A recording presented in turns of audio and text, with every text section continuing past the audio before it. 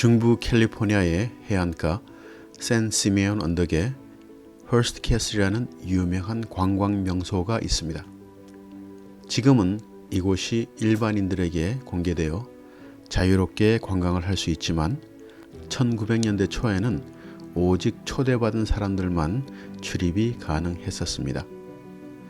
허스트 캐슬은 윌리엄 랜돌프 허스트라는 사람이 무려 28년이라는 세월에 걸쳐 중세 유럽풍 건축물에 희귀한 예술품들을 접목시켜 완공을 하였습니다.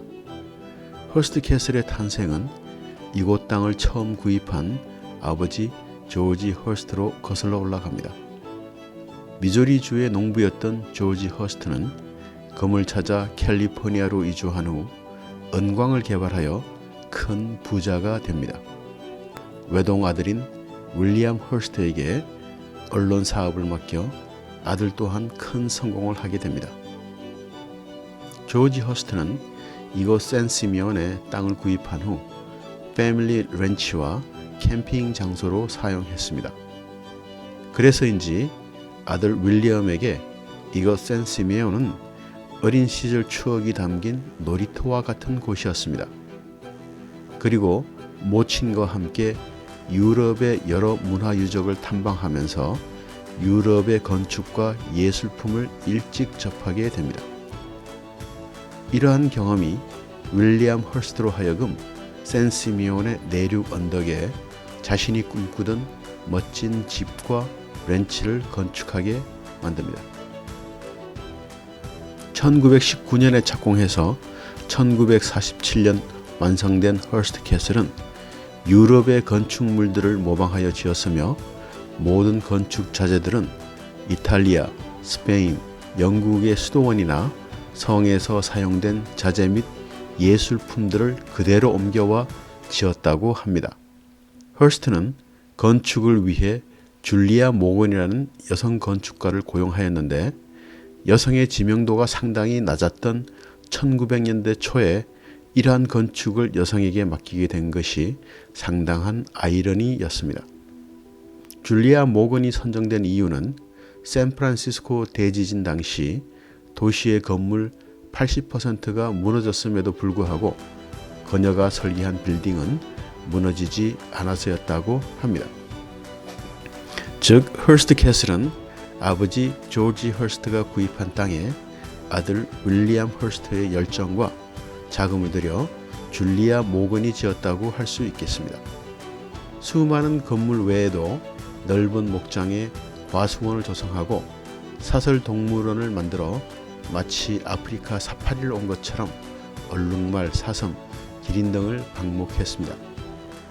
전 세계에 많은 집을 소유한 허스트였지만 이곳 샌 시메온의 허스트 캐슬에서 거주하면서 본인이 소유한 사업체들을 운영하는 사무실로도 이용하였고 정치인과 헐리우드 배우들과의 사교장으로도 사용하였습니다. 당시 세간에서는 누가 허스트의 초대를 받았는지가 큰 관심거리였다고 합니다. 허스트의 초대를 받은 유명인들로 찰리 채플린, 게리 그란트, 클락 케이블, 제임스 스튜어트 등 배우들과 켈빈 쿨리지, 프랭클린 루즈벨트, 윈스턴 처칠 등 거물급 정치인들이 있습니다.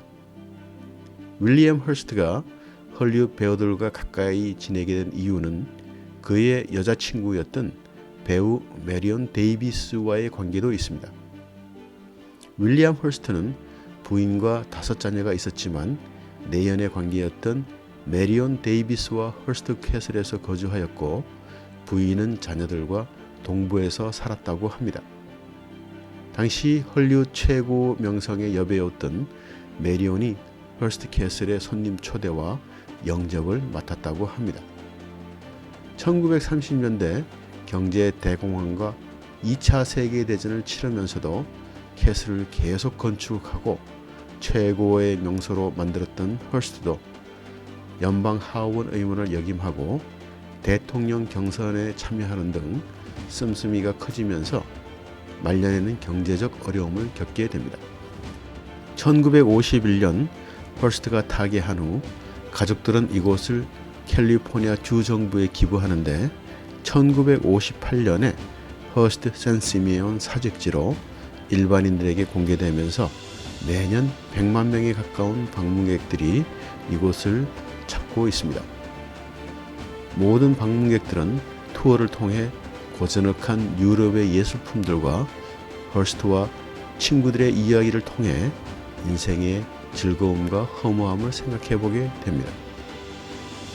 예약제로 시행되는 허스트 캐슬 관광은 자리가 있으면 방문자 센터에서 티켓을 구할 수 있지만 미리 예약을 하는 게 좋습니다. 허스트 캐슬을 처음 방문하는 경우 본관 1층 투어와 여러 개의 침실과 도서실을 둘러보는 본관 2, 3층 투어가 추천되며 바깥 정원과 부엌을 둘러보는 투어, 그리고 예술품을 둘러보는 투어 등 다양한 투어 옵션이 있습니다. 허스트의 화려한 생활 뒤에는 어두운 면도 있는데 그가 소유한 언론을 통해 비유럽인에 대한 인종차별적 내용을 담기도 하고 2차 세계대전 중 일본계 미국인들의 격리를 강하게 옹호하기도 했습니다. 또한 본인의 언론사 확대를 위해 옐로우 저널리즘 혹은 태블로이드 저널리즘으로 알려진 과도하게 자극적이거나 선정적인 소재, 유명인들의 스캔들 같은 가십성 보도 행태를 보여 많은 이들의 비난을 받기도 했습니다. 결론적으로 허스트 캐슬과 허스트의 일생을 보면서 인간이 이 세상에서 한평생을 살면서 어떻게 사는 것이 더 훌륭한 것인가에 대한 의문을 갖게 됩니다. 흔히 군자와 같은 고매하며 스캔들 없는 삶을 사는 것을 훌륭하고 존경받을 삶이라고 생각합니다.